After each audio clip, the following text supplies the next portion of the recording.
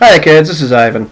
As promised, I'm going to talk to you about fighters. Now, I like fighters. I like fighter heavy parties. I like playing fighters. But the fighter's always kind of suffered a little bit of a problem because he was never quite as powerful as he once was in the game Chainmail. So there's been all kinds of fixes put in the game, both in official rules and house rules, to try to amend that. I'm going to go over a bunch of those and then talk about what I do for fighters in my particular game. One of the first things they came out with was weapons restrictions. Certain classes could only use certain weapons. The fighter can use them all.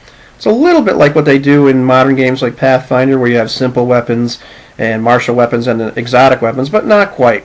Now, because the fighter is so wrapped up with weapons, I'm going to keep on referring to stuff like that, but that's really its own installment, just to talk about weapons themselves. But I'm going to have to keep referring to it because, heck, that's what fighters do. They hit things with weapons. Now, one of the other things they did was in OD&D, everybody did D6 damage, no matter what weapon they used, no matter what class they were. Now, what a lot of people use as a house rule is magic users do D4 damage with every weapon, clerics and thieves do D6 damage, and fighters do D8. And this kind of simulates the idea that fighters are just better at hurting people. They know how to hurt people, and magic users really don't. First edition came up with the idea of weapons proficiency. So every class had a certain number of proficiency slots when they started out with, and these are the weapons that they knew how to use. Now, fighters got the most slots, and they increased their number of slots faster than anybody else. If you used a weapon you didn't know how to use, you suffered a to-hit penalty, and the fighter suffered the smallest to-hit penalty. First edition also introduced something called percentile strength, and this is where, if you were lucky enough to roll an 18 for strength, then you got to roll percentile dice and became really, really strong. Now, I don't like this for a few reasons. First off, it almost seemed like you had to cheat to roll that 18 in the first place in order to get this benefit. The second thing is it just, to me, smacked of these guys being juiced on steroids, like they were just superhuman. And the last thing is I just never understood why anybody couldn't be that strong. If the cleric down the road who built the entire temple out of stone and helped the local peasants, with the bales of hay, did that all the time, why the heck couldn't he be just as strong as the fighter? The difference between the two of them should be their combat prowess, not how strong they are.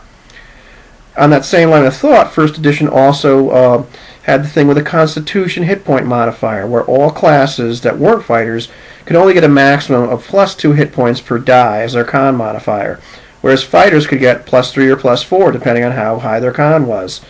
Now, once again, I just saw this as a physical thing, not as a combat ability thing, and it just didn't make sense to me.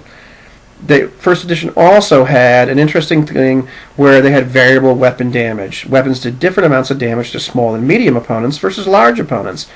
And, surprise, surprise, who can use the weapons to do the most damage to large opponents? Fighters can.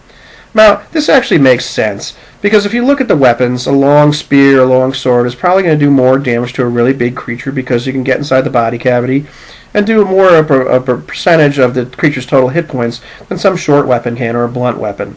But once again, different topic to talk about weapons in detail. First edition also had in Unearthed Arcana, or 1.5 if you will, the idea of weapon specialization.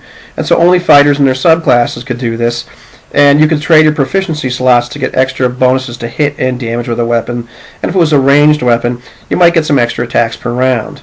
Now, Rules Cyclopedia or Basic did one better than this. They had the idea of weapons mastery.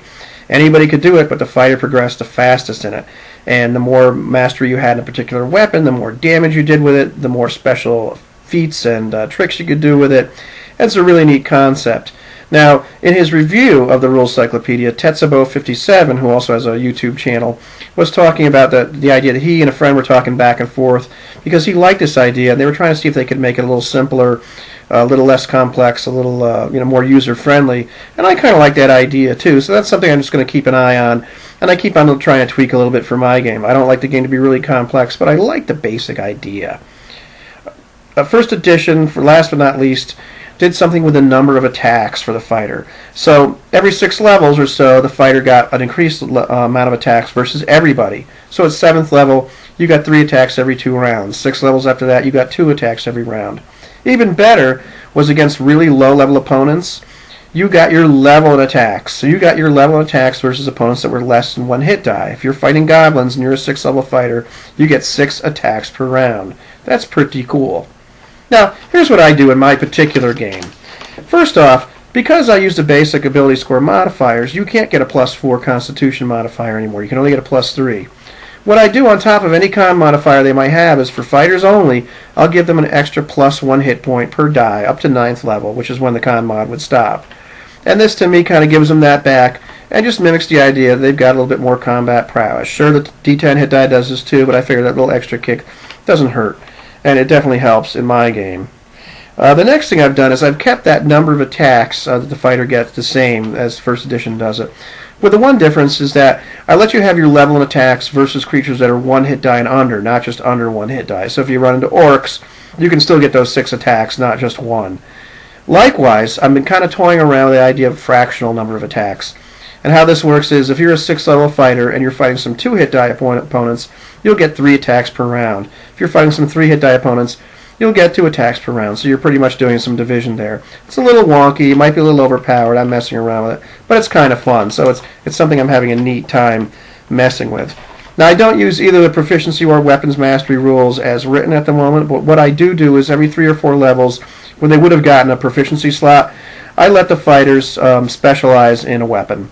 And what I give them is just +1 to hit, nothing else. I don't do any kind of weapons proficiency, so everybody can use like all the weapons they're allowed to use, just like you could in basic. But with a specialization, I'll give you a +1 to hit, and I'll let you stack that a couple times so you get +2 or +3. The other thing I do for fighters is I let them have +1 to damage to all weapons at about the same rate, so about every 3 or 4 levels. And to me, this kind of mimics the idea that they're getting better and better at doing a lot of damage and hurting people and monsters. Now, I understand because they're damage per round, because they're hitting more often, they're going to be doing more damage, but still the idea that a 9th level fighter ought to be able to do a lot more damage with a successful sword stroke than a 1st level fighter should, because he's just gotten better at that.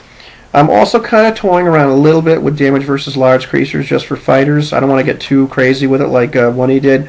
But the idea is if you have a sword that does 1d8, maybe I'll let you do 1d12 to a dragon.